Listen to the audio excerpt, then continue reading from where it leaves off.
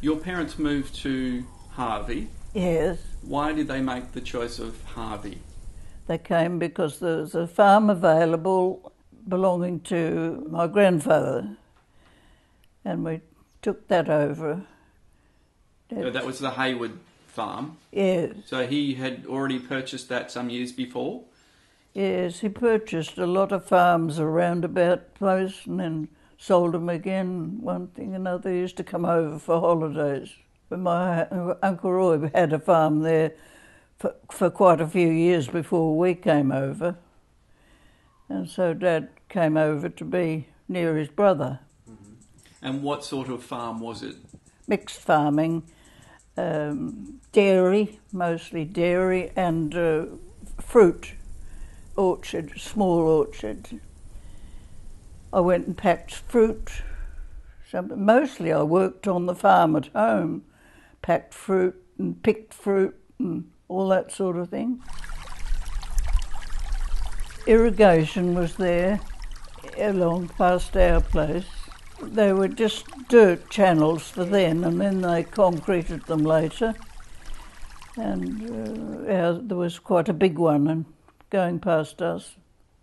What was the move like for you, moving from Adelaide to a small country town? I didn't want to come over here. I wanted to stay with my friends. I had my first boyfriend then, and I didn't want to come.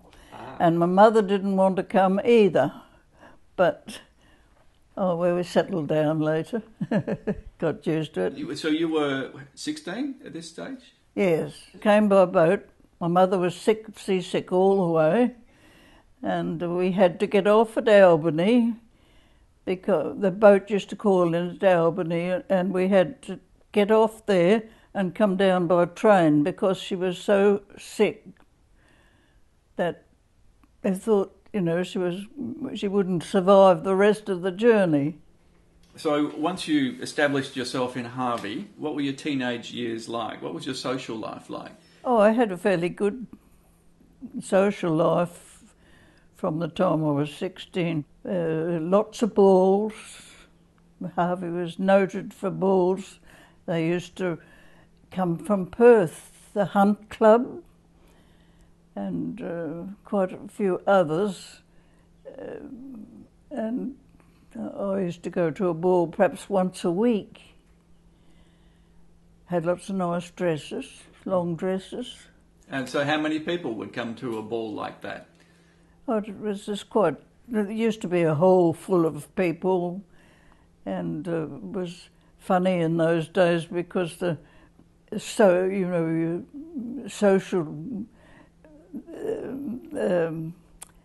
distinctions were great, and when you went into the hall, you all went to your own area in the hall. Quite funny. And some, the very lowest went and men stood round the end of the hall. And what sort of music? Oh, we had a quite nice band used to come, jazz band type thing, and it was quite good. We used to do a lot of old-fashioned dances like the Gay Gordons and all those kind of things. So did you find another boyfriend in Harvey? Well, we didn't have boyfriends that then stick to them like you did. We all went out in a group, more or less, and, different ones would take you to a ball. It didn't just go and stick together like they do these days. No, you all danced with everybody. Mm-hmm. Mm. Were your parents strict? No. No? They were fairly lenient. Okay. What was your relationship with your parents as a teenager? Oh, pretty good. Yeah. Yes, I got on pretty well at home. So the farm, can you tell me where the farm was in Harvey? Down the end of the avenue where you turned off to go to Udick. It was in the Carrigacup Avenue. usually known just as the Avenue. And right on the end it was. How far out of town then? We're out about 3 miles from town, and I used to mostly ride the bike in and out. Including to balls as well? Going to balls, yes. Tie your long frock up round your waist and ride the bike. That's unless you were lucky enough to find a boyfriend who had a car or had his father's car for the time. They didn't have cars of their own so much then. No, that would have been very expensive. Yes. Did the family have a car? Yes, we've always had a car. Right back to when there were funny old cars. We had a truck and tractors and things like that, you know, on the farm. Where did you meet your husband-to-be?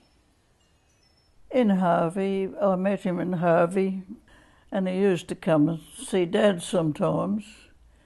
And that's where I met him. And what was it about him that caught your eye? Probably because he was Scottish, I think. I was always interested in Scotland. I don't know why. I'd always read all the books about Scotland, and I think that attracted me, you know, to hearing about Scotland. And you married Ian, December 20, 1934, in Harvey. Yeah. What can you remember about that day? We had the wedding. It was during the Depression. It was a very big depression that year, and had a very small wedding. Mostly at the Bednalls, were friends of ours.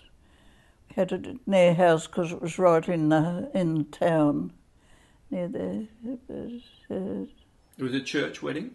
Yes, church, Anglican church. Mm-hmm. Were you both churchgoers? I went to church regularly, but I don't think my husband did. So he had fairly set views about that? Yes, I think he didn't quite like the Anglican church. He was used to the Presbyterian church. Okay.